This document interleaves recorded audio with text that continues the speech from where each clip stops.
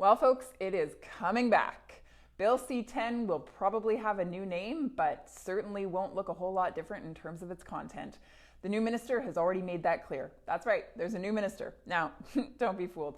New minister, but the same old liberal ploys, the same type of deceptive language that you saw in the spring, trying to convince you that this is not, in fact, an attack on your freedom of speech, but rather just an innocent little bill that will help make life better and equalize things among the web giants.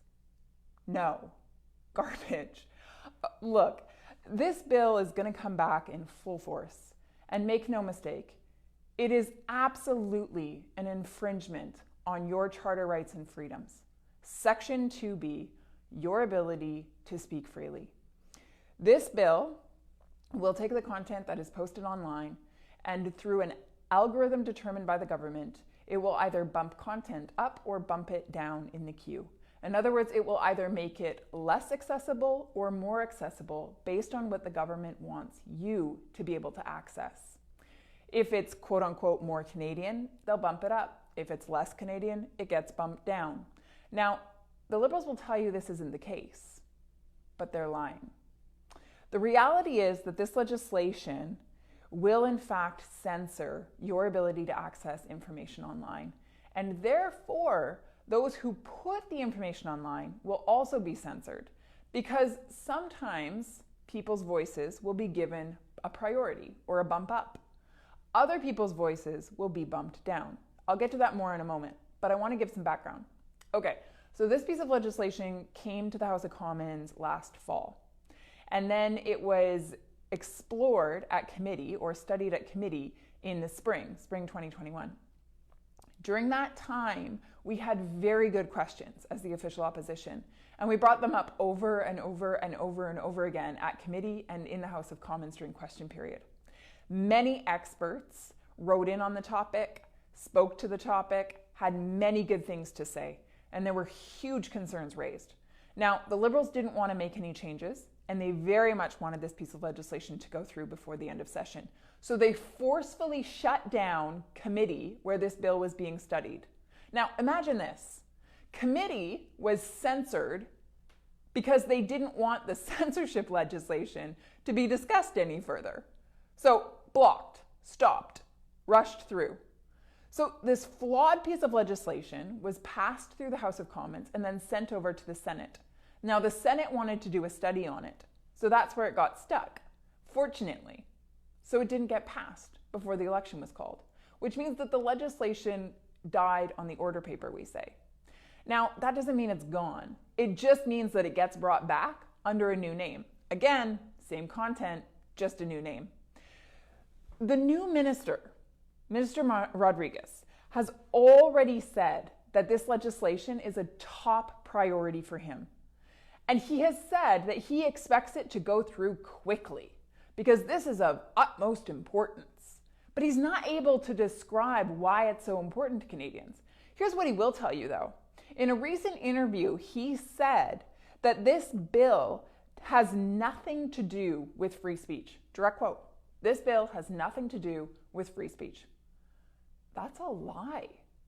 So he'll try to convince you that this just has to do with standing up for Canadian content creators and making sure that web giants pay their fair share. No, this bill has everything to do with your ability to access content online and to have your voice heard. Let me explain this just very briefly for you. This legislation will give preferential treatment to some content and not to others. This legislation will move some information up in the queue and some information down based on an algorithm created by the government. Now, the minister will say that this has nothing to do with free speech because whether you're up in the queue or down in the queue, you have the ability to speak. Therefore, it's not an infringement. But here's the thing. Listen to this. Let's say you have one person and they're in a hotel ballroom, a conference room, and they have a mic and a crowd with hundreds of people. That mic takes their voice and puts it out to those hundreds of people. So that individual not only has the right to speak, but also is being heard. Now, take another individual. They're down the hall in a small little cubicle of a room, and they're told, hey, you can speak freely. Say whatever you'd like to say. We're listening. Down there, behind that closed door, yonder.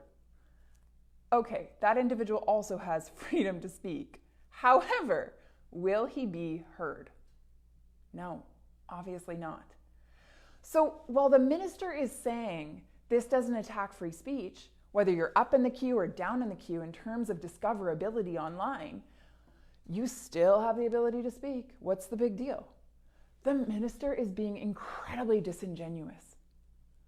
It's terrible. It's frightening.